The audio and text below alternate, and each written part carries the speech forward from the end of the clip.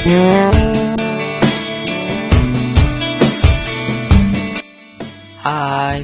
saya Zio Alvaro Diasta dari kelas 93. Saya di sini akan membuat tugas saya tentang membuat video monolog yang berjudul Kota Tanpa Buku.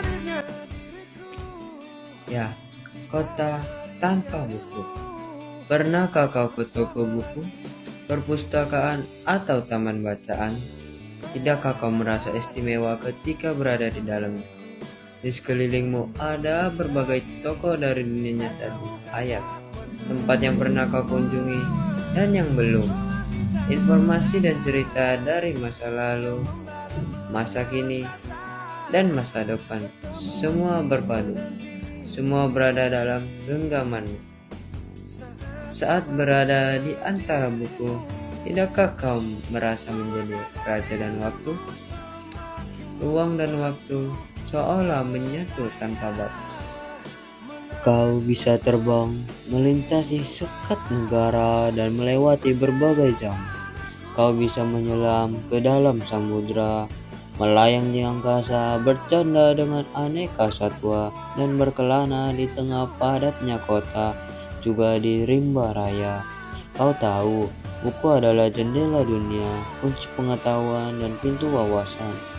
Muhammad Hatta, sang proklamator, berkata, "Aku rela di penjara asalkan bersama buku, karena dengan buku aku bebas." Melalui buku, manusia terbebas dari ketidaktahuan. Tempat-tempat yang dipenuhi buku adalah harapan berkembangnya pengetahuan dan wawasan. Apa jadinya jika kota tanpa buku? Pantaskah ia disebut kota? Di kota itu mungkin kabar datang dari sumber lain, dari koran, televisi, ataupun internet. Mungkin informasi dan cerita datang dari cerita nenek moyang, bagai dongeng-dongeng sebelum tidur. Irama warganya pun tiada beda. Bangun pagi, bertebaran di muka bumi untuk berbagai keperluan, untuk kembali pulang siang atau sore harinya. Setelah itu mereka berangkat tidur dan memulai lagi hari berikutnya. Semua serupa.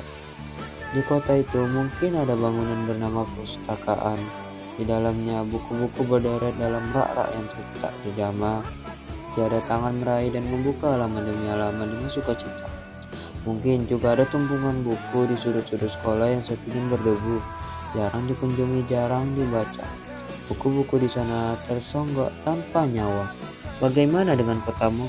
Mungkin kau tinggal di tengah kota yang megah, atau di gang sempit, di desa terpencil, di sisi pesisir, atau di kaki gunung. Adakah perpustakaan, taman bacaan, toko buku di dekat rumahmu? Jika ada, apakah tempat itu menjadi wadah berkumpulnya anak-anak dan warga? Menjadi pusatnya berkembangnya wawasan dan pengetahuan, atau hanya menjadi pajangan? Maukah kau menjadi orang yang menghidupkannya? Kau bisa mengunjunginya dan mengajak teman-temanmu untuk membaca dan berbagi cerita di sana. Jadikan tempat itu sumber kegembiraan dan pengetahuan. Jika tempat itu belum ada, maukah kau menjadi orang yang mulai menghadirkannya?